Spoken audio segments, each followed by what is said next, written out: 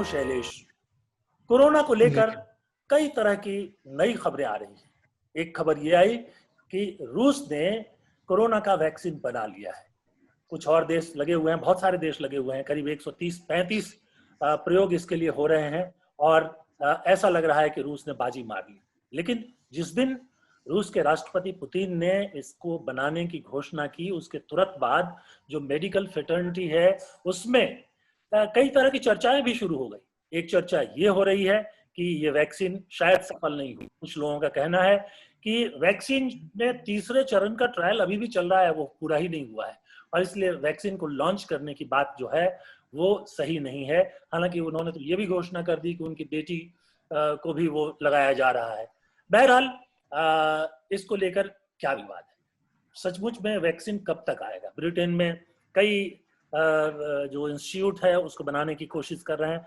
भारत में 3 इंस्टीट्यूट जो हैं वो वैक्सीन डेवलप करने की कोशिश कर रहे हैं।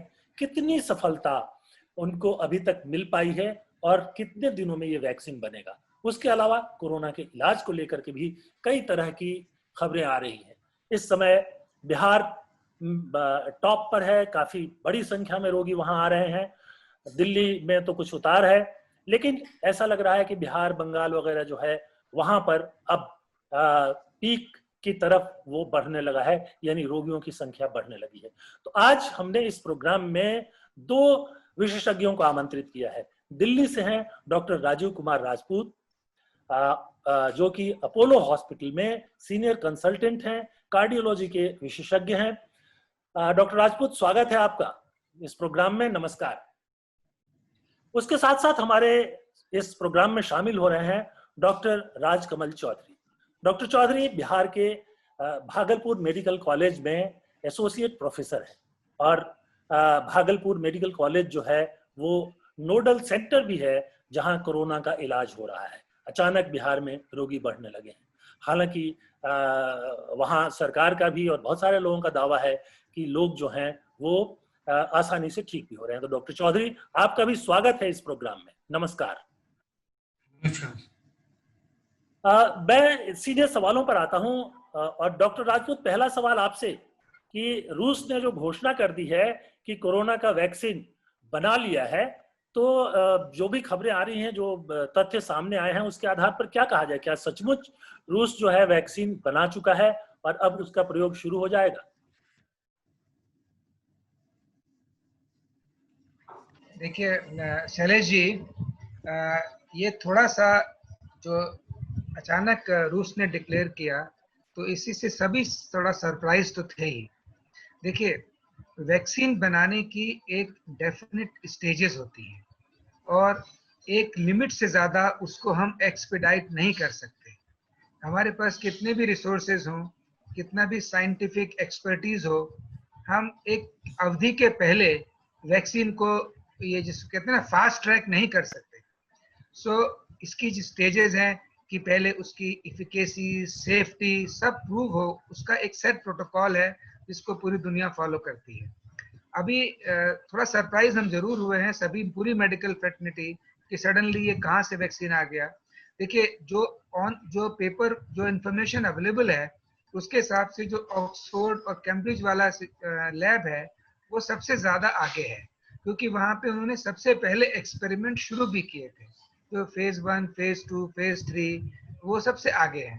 तो लाइकली ये है कि सबसे पहला वैक्सीन, सफल वैक्सीन वहीं से आएगा। अब कहना मुश्किल है, हो सकता है कि कुछ ऐसी साइंटिफिक पद्धति हो या उन्होंने उस टेक्निक को एक स्टेज के आगे से कैरी फॉरवर्ड कर लिया हो यूएस में, कह नहीं सकते। बट थोड़ा सरप्राइजिंग है और थोड़ा सा शक के घेरे में जरूर है। तो ये अगर मान लीजिए ये वो जो कह रहे हैं, और अगर वो तीनों चरण के एक्सपेरिमेंट नहीं होते हैं, यानी उसका ट्रायल पूरा नहीं होता है और उसके बगैर वो लगा भी दिया जाएगा, तो इफेक्टिव तो होगा नहीं। इफेक्टिव से ज्यादा महत्वपूर्ण है कि कितना सेफ होगा। इफेक्टिव तो देखिए 98% लोग ठीक हो ही जा रहे हैं। अब प्रॉब्लम है कि अगर उसके कोई और साइड इफेक्ट्स हों, उससे कुछ और इलनेस हो जाए, तो that is more fearsome rather than efficacy. ये कुछ ऐसा ही लग रहा है जैसे भारत में एक एफएमसीजी की कंपनी ने जो है वो घोषणा कर दी कि उन्होंने कोरोना को ठीक करने के लिए जो है वो दवा बना ली है और उसका लॉन्च करने की घोषणा भी कर दी। तो कहीं ऐसा तो नहीं है? और बाद में कहा गया कि नहीं नहीं ये इम्यून सिस्टम बढ़ाता है। अब शैलेश जी उससे थोड़ा कम है, वो तो काफी हास्यास्पद था और वो उन्होंने रिट्रीव भी किया बाद में, बट ये उतना तो अनसाइंटिफिक नहीं है, बट हाँ थोड़ा सा सरप्राइजिंग जरूर है। अच्छा, भारत में भी इसको लेकर 3 कंपनियां तो काम कर ही रही हैं जो सामने है, जो एक्सपेरिमेंट जो चल रहे हैं उसके ट्रायल। तो अभी भारत में जो बनने वाला है उसके क्या स्टेजेस हैं? कोई क्लैरिटी नहीं है और कोई क्लियर इंफॉर्मेशन कहीं वेबसाइट पे या कहीं नहीं है, बट आई थिंक हम लोग भी अभी पीछे हैं और मेरे ख्याल से जो सबसे आगे अक्टूबर एंड नवंबर में एक्सपेक्टेड है वो ऑक्सफोर्ड से ही एक्सपेक्टेड है। बिल्कुल, क्योंकि ऑक्सफोर्ड जो है वो लगातार ये जानकारी भी दे रहा है कि किस स्टेज में पहुंचे हैं वो और क्या रिजल्ट आया है, और लगभग दूसरा स्टेज उनका पूरा होने वाला है, बल्कि तीसरे स्टेज पर काम भी शुरू किया है। तो ये निश्चित तौर पे महत्वपूर्ण होगा। डॉक्टर राजपूत, मैं फिर आपके पास आऊंगा और इसके बीच चलते हैं डॉक्टर राजकमल चौधरी के पास। डॉक्टर चौधरी, बिहार में इस समय जो है कोरोना बहुत भयानक रूप से फैल रहा है और बहुत सारी शिकायतें आ रही हैं, इलाज को लेकर शिकायतें आ रही हैं, और ये भी शिकायत आ रही है कि उसको मैनेज नहीं किया जा पा रहा है। क्या स्थिति है? आप तो जिस मेडिकल कॉलेज हॉस्पिटल में हैं वो कोरोना का एक महत्वपूर्ण केंद्र है। अरे जी, लेकिन मैं चाहूंगा कि पहले मैं थोड़ा सा वैक्सीन पे आपका जो इन्होंने राजपूत जी ने जवाब दिया उसको कंप्लीट करना। जी बिल्कुल बिल्कुल। परमिशन दे तो जी मैं जी बोलूं। बिल्कुल बिल्कुल।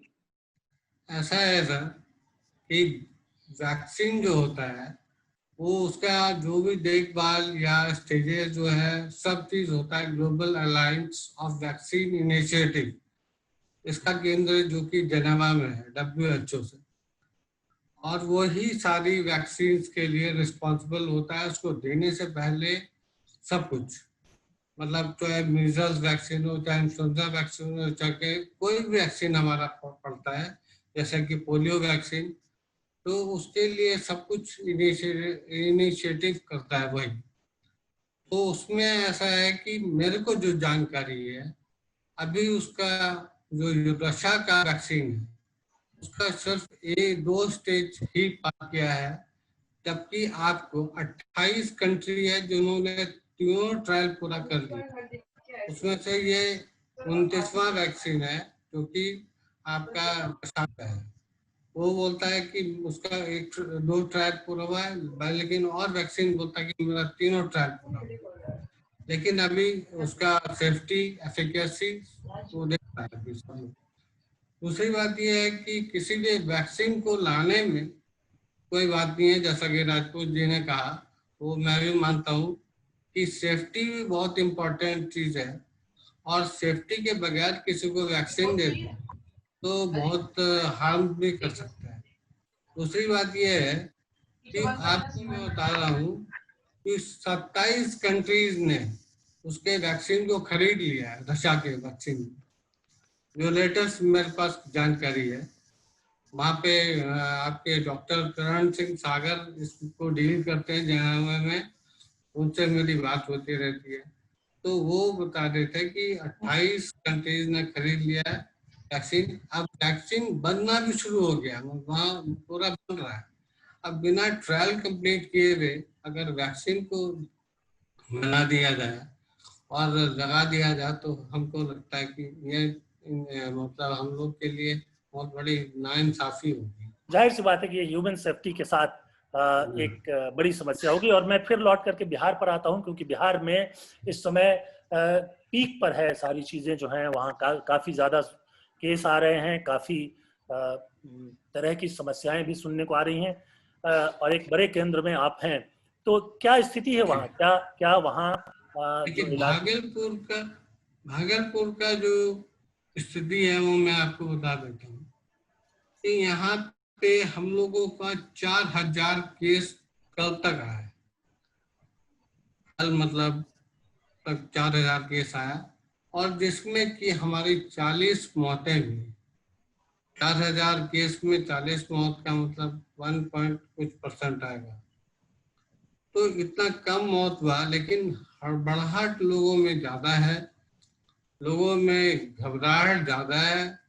किसी को कोरोना हो जाता है, हम लोग जानते हैं कि कोरोना हो गया, वो समझने लगता है कि उसका पाल्पिटेशन बढ़ गया, वो जो है सोचता है कि अब मेरी जिंदगी कुछ समाप्ति होगी।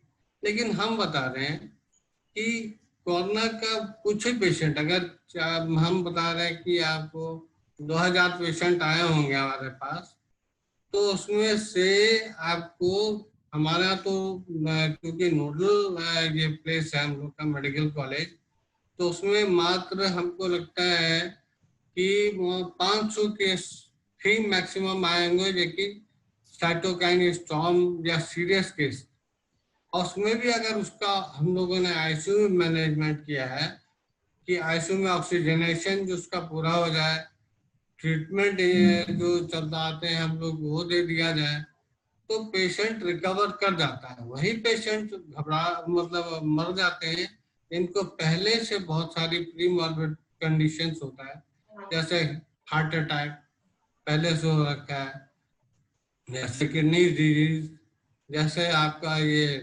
आपका डायबिटीज, ये भी अगर कंट्रोल में है तब नहीं होगा, लेकिन अगर कंट्रोल में नहीं है तब चांसेस हो जाता है कि उसकी मौतें हो सकती है। इसलिए मैं तो कहूँगा कि मेरे यहाँ भागलपुर में, बल्कि बिहार में 1 लाख केस आया है आपका, और मात्र 500 डेथ हुआ। जाहिर है आप ये इसलिए बता रहे हैं कि ये स्थिति गंभीर नहीं है। एक सवाल मेरे पास और है, मैं आपका एक आर्टिकल देख रहा था, आपका एक इंटरव्यू देख रहा था, किसी अखबार में छपा था, जिसमें आपने कहा कि HCQ यानी हाइड्रोक्लोरोक्वीन का इस्तेमाल कर रहे हैं।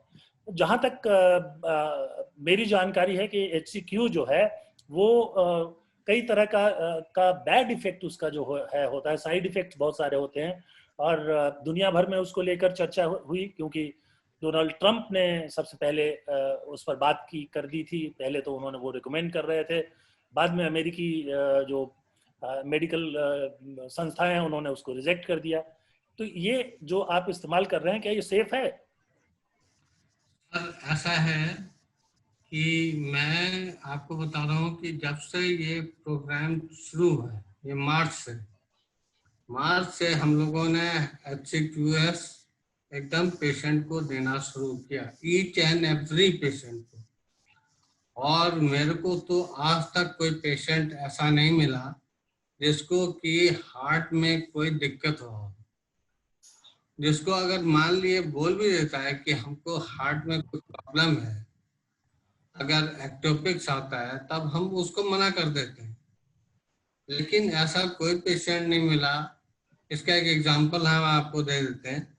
All India institute of medical science में एक रिमोटोलॉजी की हेड है, जो कि पिछली बार वेपिकॉन में पिछले संडे को दे रही थी इंटरव्यू, तो उन्होंने ये कहा कि मैं तो 25 साल से इसको इस्तेमाल कर रही हूँ अपने रूमेटिक पेशेंट्स को, लेकिन HCQS का मेरे को अभी तक साइड इफेक्ट देखना बाकी है। आपने कहा क्या डॉक्टर चौधरी, आपने कहा कि हार्ट पर इसका कुछ प्रॉब्लम होता है, और हमारे साथ कार्डियोलॉजिस्ट डॉक्टर राजपूत मौजूद हैं। डॉक्टर राजपूत, क्या एक्सपीरियंस है आपका? कोई एक्सपीरियंस है इसके बारे में? कोई आपकी टिप्पणी में चाहता हूं कि क्या सचमुच इसका कोई हार्ट पर इम्पैक्ट होता है या नहीं होता है? हाइड्रोक्सीक्लोरोक्वीन हार्ट पर इफेक्ट कर सकता है, लेकिन ये बहुत अनकॉमन है। होता ये कि ये हार्ट के इलेक्ट्रिकल फिनोमिना को इफेक्ट करता है, जिसको हम लोग कहते हैं QT इंटरवल बढ़ जाता है, और पेशेंट को पैल्पिटेशन या अरिथमियास, फास्ट हार्ट बीट के एपिसोड्स होते हैं। बहुत रेयरली, एक्सट्रीमली रेयरली इससे लाइफ का रिस्क भी होता है, लेकिन ये तभी होता है जब पेशेंट को एग्जिस्टिंग हार्ट की प्रॉब्लम हो, या ऑलरेडी वो मेडिसिन ले रहे हों जिनसे QT इंटरवल बढ़ता है। जैसे कि जब ये पेंडेमिक शुरू हुआ तो फर्स्ट जो टेस्टेड कॉम्बिनेशन था वो था एजिथ्रोमाइसिन प्लस HCQ। अब ये दोनों ही दवाएं QT इंटरवल बढ़ाती हैं, अब ऐसे में अगर कोई पेशेंट को हार्ट का प्रॉब्लम है, क्यूटी इंटरवल उसका पहले से गड़बड़ है, या वो अमियोडारोन, सोटालॉल या कुछ उस तरह की दवाएं और ले रहा है जिससे कि क्यूटी इंटरवल गड़बड़ होता है, तो उससे रिस्क है। तो कहने का मतलब ये है कि इसके हार्ट के इफेक्ट हो सकते हैं, बहुत ही रेयर हैं, और अगर एक्सपर्ट की गाइडेंस में दिया जाए तो इसको सेफली यूज किया जा सकता है।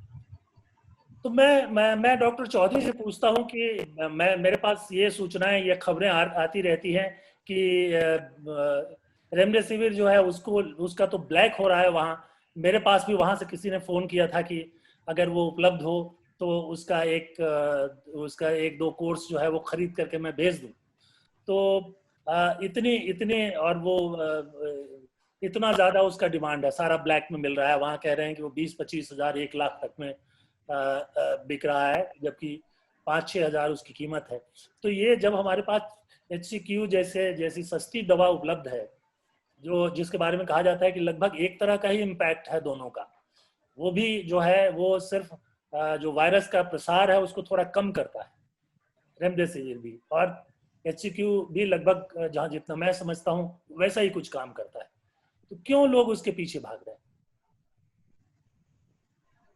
सर ऐसा है कि HQS आपको 1986 की हैरिसन जो किताब है, उस समय में हम लोग जब MD कर रहे थे, उस समय डॉक्टर फॉसी जो कि इसके अमेरिका के जो है अभी प्रेसिडेंट के थे सलाहकार, उन्हीं का लिखा हुआ है वो आर्टिकल।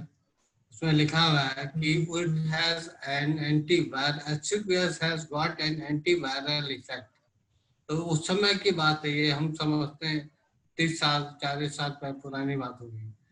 तो उस समय उन्होंने तो किसी ने ये सोचा नहीं था कि कोरोना आएगा या ऐसा तबाही करेगा।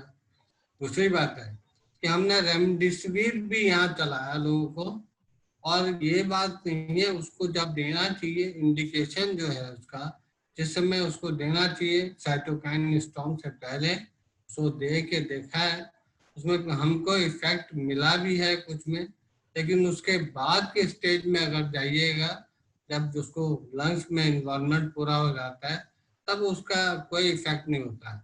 भले ही आप उसको ब्लैक हो रहा था या इंजेक्शन, ये बात सही है, और कुछ दिनों तक होता भी रहा, और अभी भी बहुत मुश्किल से उपलब्ध होता है, लेकिन फिर भी हम लोगों ने अपने मेडिकल कॉलेज में इसको उपलब्ध करा लिया है, इसलिए कोई अभी देने में हम लोग को दिक्कत नहीं है अगर देना पड़े तो। लेकिन अभी तक हम बता रहे हैं कि हम लोगों ने मात्र 4-5 ही पेशेंट को यहाँ किया होगा। इतना लंबा आपका 4000 यहाँ का पेशेंट है, जिसमें कि 2000 के करीब मेडिकल कॉलेज में है, उसमें से हम लोग मात्र 4-5 मरीज हैं जिनको हम लोगों ने रेमडेसिविर दिया या टोज़लुज़ुमाब। जाहिर सी बात है कि ये जो है मेडिकल दुनिया की जो है कंट्रोवर्सी ज़्यादा है, और शायद इलाज कम है, और इसलिए दुनिया के बहुत सारे देश जो हैं वो HCQ इस्तेमाल कर रहे हैं, और दोनों के कॉस्ट में बहुत फ़र्क है, और अगर लगभग एक जैसा काम करता है तो जाहिर सी बात है कि HCQ का इस्तेमाल किया जाना चाहिए। डॉक्टर राजपूत, एक खबर और आ रही है कि ये जो कॉमन फ्लू के लिए वैक्सीन है, जो कि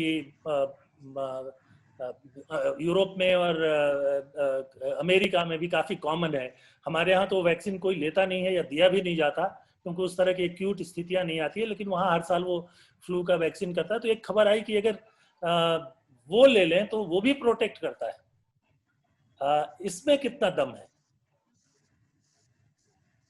देखिए, ये साइंटिफिकली बहुत सही नहीं लगता है, क्योंकि ये वायरस अलग है, और ये कोई बहुत सॉलिड साउंड साइंटिफिक न्यूज़ नहीं। तो मैं तो इसको इस स्टेज पे अफवाह ही कह के खारिज करना चाहूँगा, और कोई ऐसा प्रूफ नहीं है कि इन्फ्लुएंजा वैक्सीन देने से कोविड-19 से बचा जा सकता है। इट इज़ नॉट इफेक्टिव नहीं हो सकता। लेकिन एक बात तो है ना कि जो कोविड में जो फ्लू का वैक्सीन है, अभी जो वैक्सीन डेवलप कर रहे हैं, तो वो ज़्यादातर वैक्सीन, मैं कहीं देख रहा था एक रिपोर्ट में, कि जो वो वैक्सीन है उसी के बेसिस पर, मतलब उसका बेस वही है जिस पर कि आगे जो है उसको डेवलप किया जा रहा है, तो वो इफेक्टिव क्यों नहीं हो सकता? देखिए, वायरस के जो वायरस की खास प्रक्रिया ये है कि सारे वायरस में बहुत माइनर सा मॉडिफिकेशन होता है और जरा सा न्यूक्लिक एसिड चेंज होने से बीमारी का प्रकोप, बीमारी की सीवियरिटी, उसके लक्षण इतना बदल जाते हैं। तो जो अगर कोई दो वायरस 80% भी सिमिलर हैं, लेकिन अगर उनमें 20% भी डिसिमिलरिटी है, तो उनकी पैथोजेनेसिस, उनका वैक्सीन बिल्कुल अलग होगा। और आपने देखा होगा कि जो इन्फ्लुएंजा वैक्सीन है वो भी हर 2 साल बाद बदलता रहता है। और हम लोग कहते हैं कि भाई अगर इन्फ्लुएंजा देना है तो ये जैसे अभी जो लेटेस्ट है, अगर आप उसमें मिशिगन स्ट्रेन नहीं डाल रहे हैं तो कहते हैं इफेक्टिव नहीं है। तो कहने का मतलब ये है कि बेस वही रहता है, लेकिन माइनर मॉडिफिकेशन से भी उसकी इफेक्टिविटी और उसकी यूजफुलनेस पे बहुत फर्क पड़ जाता है। यानी अब अभी हम ये नहीं कह सकते हैं, ये जो रिपोर्ट्स हैं वो अपनी एक तरह की सिर्फ एक कुछ लोगों की एक हो सकता है कहीं से उन्होंने कर दिया, हालांकि वो साइंटिफिक तौर पर साबित ऐसा नहीं है। मैं एक और रिपोर्ट देख रहा था कि ये जो RT-PCR टेस्ट है उसके बारे में कह रहे हैं कि ये टेस्ट जो है बहुत इसमें अभी भी ऐसे खास तौर पे जब कोई आदमी कोरोना से ठीक हो जाता है उसके बाद भी अगर टेस्ट कीजिए तो वो बार बार जो है वो पॉजिटिव रिपोर्ट करता रहता है। डॉक्टर चौधरी, ये तो फिर लोग कैसे मानेंगे, कब मानेंगे कि ये जो है अब वो बिल्कुल ठीक हो गए, उनको और कोई समस्या नहीं रह गई? शैलेश जी, थोड़ा सा मैं उसके बारे में बता दूं। फ्लू वैक्सीन जो आप कर रहे थे, जो डॉक्टर साहब ने राजपूत जी ने कहा, उसी में मैं जोड़ना चाहूंगा जी कि एक्चुअली में जो फ्लू वैक्सीन जो इटली और यूरोप में दिया गया, वहाँ पे वो वैक्सीन जो दिया गया इसलिए दिया गया कि अगर उसको देंगे तो क्योंकि कोरोना वायरस से काफी हद तक फ्लू वायरस मिलता है, लेकिन वो वायरस अलग है और ये इन्फ्लुएंजा वायरस अलग है। दोनों में काफी समांतर नहीं है। तो अब उसमें क्या है कि किसी भी वैक्सीन को अगर दीजिएगा तो बॉडी का अपना रिस्पॉन्स होता है, जो कि कहते हैं कि इम्यूनो रिस्पॉन्स। जैसे कि आप कोई दवाई भी खाते हैं तो उसका कुछ रिस्पॉन्स होता है, उसके बाद ही एक्शन होता है। तो उसी तरह से वैक्सीन देने के बाद लोगों ने सोचा कि फ्लू वैक्सीन देने के बाद शायद कोरोना वायरस कम हो जाए। इनेट इम्यूनिटी इसको बोलते हैं हम लोग, इनेट इम्यूनिटी। लेकिन ऐसा है नहीं, ये सच नहीं है। और इस फ्लू वैक्सीन को देने से कहीं कभी भी कोरोना वायरस के मतलब रोकथाम नहीं की जा सकती है। इसलिए वैक्सीन पे इन्हें आना ही पड़ेगा, भले ही 2 साल 2.5 साल जो लग जाए। तो ये लोग बोलते हैं, कोई बोलता है कि हम कल ला देंगे, कोई बोलता है 1 महीने बाद ला देंगे। ये हमारे प्रधानमंत्री तो 15 अगस्त को ला रहे थे। लेकिन ये सारी बातें हम नहीं मानते। हम वैक्सीन के बारे में आपको एक बात, छोटी सी बात बताएंगे। देखिए, मैं WHO में काम किया और पल्स पोलियो प्रोग्राम में मैं सर्विलेंस मेडिकल ऑफिसर था, बाद में SRC भी हुआ। तो उस समय जब 95 में जब मैं यहाँ आया काम करने के लिए, तो उस समय पोलियो वायरस जो था उसका वैक्सीन था P1, P2, P3, 3 वायरस होते हैं उसके। तो वो जो है आपका ट्राइवेलेंट वैक्सीन था, ट्राइवेलेंट, क्योंकि तीनों वायरस के अगेंस्ट में उसमें एंटीबॉडीज मतलब वो था मिला हुआ, तो उसको दिया गया।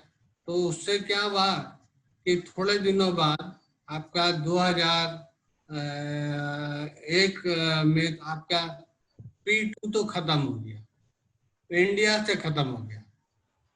उसके बाद P1 वायरस का पूरा एकदम आने लगा। और उसमें दिक्कत ये है कि उसमें भी सीरियसनेस ऐसा ही है जैसा कि आपका कोरोना में होता है। उसमें सीरियसनेस इस मामले में वही है कि उसका लकवा जो होता है वो परमानेंट हो जाता है और अगर रेस्पिरेटरी पैरालिसिस हो जाए तो बच्चे का मौत होने का भी चांसेस हो जाता है, जो कि पहले वेंटिलेटर लगाया करते थे। तो P2 वायरस खत्म हो गया, P1 वायरस के अगेंस्ट में बनाना शुरू किया इन्होंने वैक्सीन। तो मोनोवैलेंट P1 वैक्सीन फिर लोगों को दिया, उससे उसका संख्या जो है बहुत कम हुई। उसके बाद अचानक P3 वैक्सीन आ P3 वायरस आ गया। P3 वायरस आ गया तो दर्जनों में निकलने लगा, वहाँ दिल्ली परेशान हो गया। हम लोगों ने उसके अगेंस्ट में P3 वैक्सीन, तो सब मिला के 25-27 साल तीनों वैक्सीन को बनाने में लगा, और हम लोगों ने उसको तब उसी तरह वाइप आउट किया, जो कि आपको 2010 से आज तक इंडिया में तो आपका केस नहीं मिला है, कुछ अफ्रीका ये कुछ आपका पाकिस्तान अफगानिस्तान में मिला है। तो इतना आसान नहीं है सर कि लोग बोल देता है कि हम वैक्सीन कल ले आएंगे, परसों ले आएंगे, तो मेरे को हंसी आती है। जाहिर सी बात है कि वैक्सीन अभी ट्रायल चलेगा, और मुझे लगता है कि जो बहुत सारे एपिडेमियोलॉजिस्ट कहते हैं कि उसके पहले हर्ड इम्यूनिटी आ जाएगी।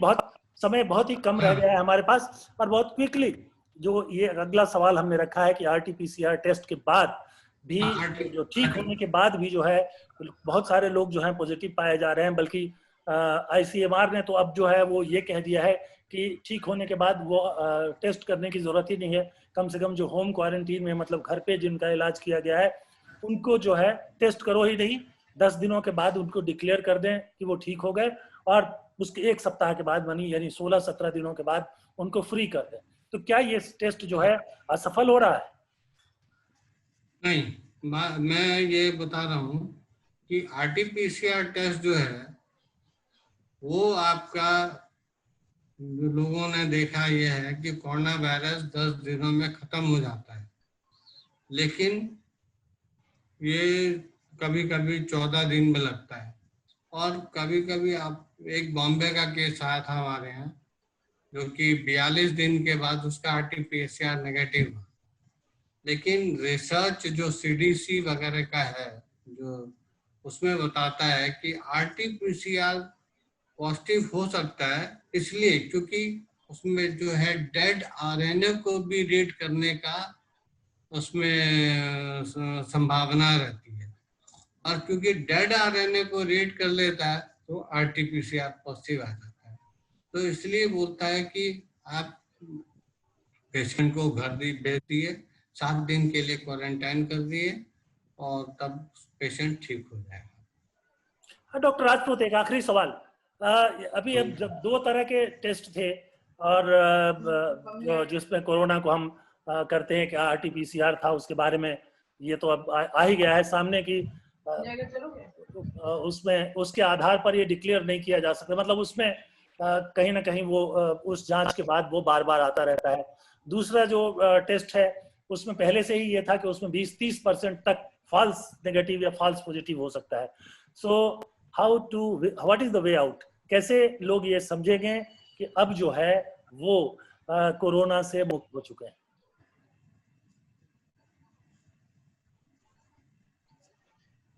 देखिए, इसके 2 पहलू हैं। एक तो जिस पेशेंट को कोरोना हुआ है उसके वेलबींग का इशू है, और दूसरा यह है कि वो कब तक इन्फेक्टिव है और दूसरे लोगों को इन्फेक्शन ट्रांसमिट करता है। जैसा कि डॉक्टर चौधरी ने बताया, ऐसा जनरल एविडेंस है कि 10 to 14 डेज में ये वायरस, अगर पेशेंट ठीक हो गया है तो ये वायरस रिप्लिकेट होना बंद हो जाता है और पेशेंट स्टेराइल या वायरल उसका खत्म हो जाता है। जैसा कि डॉक्टर साहब ने कहा, कभी कभी इसमें डेड वायरस होता है जो टेस्ट पॉजिटिव पकड़ सकता है, बट 2 हफ्ते बाद अगर पेशेंट ठीक है तो उसको दूसरे पेशेंट्स को देने की, नॉर्मल को ट्रांसमिट करने की क्षमता नहीं रहती। तो इसीलिए जो लेटेस्ट रिकमेंडेशन है कि अगर आप पिछले 72 आवर्स तक एफेब्राइल हैं, सैचुरेशन ठीक है, बाकी सब टेस्ट ठीक हैं, तो आपको दोबारा, कुछ लोग तो यहाँ तक कहते हैं कि दोबारा करने का भी जरूरत नहीं है और आप उनको घर भेज सकते हैं। जाहिर सी बात है। बहुत बहुत धन्यवाद। हमारे पास समय खत्म हो रहा है, इसलिए हम इस प्रोग्राम को यहीं समाप्त करेंगे। इस प्रोग्राम में हमारे साथ भाग ले रहे थे अपोलो हॉस्पिटल के senior consultant doctor Rajeev Kumar Rajput और भागलपुर मेडिकल कॉलेज में मेडिसिन विभाग के associate professor doctor Rajkamal Chaudhary. Doctor Rajput और डॉक्टर चौधरी, आप दोनों को बहुत बहुत धन्यवाद। और दर्शकों, मैं चलते चलते याद दिला दूं कि हम satyahindi.com आपको YouTube पर, Facebook पर और दूसरे जो सोशल मीडिया है, ट्विटर है, इन सब पर उपलब्ध है। आप वहां भी हमसे संपर्क कर सकते हैं। इस वीडियो के बाद आपको एक लिंक मिलेगा और अगर आप satyahindi.com के सदस्यता अभियान में शामिल होना चाहते हैं तो आप उसको क्लिक कीजिए। हम आपको बताएंगे कि किस तरह से आप satyahindi.com के सदस्यता अभियान में शामिल हो सकते हैं। आज जिस तरह की पत्रकारिता हो रही है, कॉर्पोरेट पत्रकारिता हो या फिर जिसको गोदी मीडिया कहते हैं वो हो, पत्रकारिता को एक ऐसी दिशा में ले जा रहा है जो निश्चित तौर पर भटकाने वाला है। और ऐसे में हमारी ये कोशिश है कि ईमानदार पत्रकारिता की जाए और आपकी सदस्यता हमें इसमें मदद कर सकती है। तो दोस्तों, आज के लिए बहुत बहुत धन्यवाद और नमस्कार। सत्य हिंदी के और वीडियोस को देखने के लिए हमारे YouTube चैनल को सब्सक्राइब करें और सीधे नोटिफिकेशन पाने के लिए बेल आइकन दबाएं।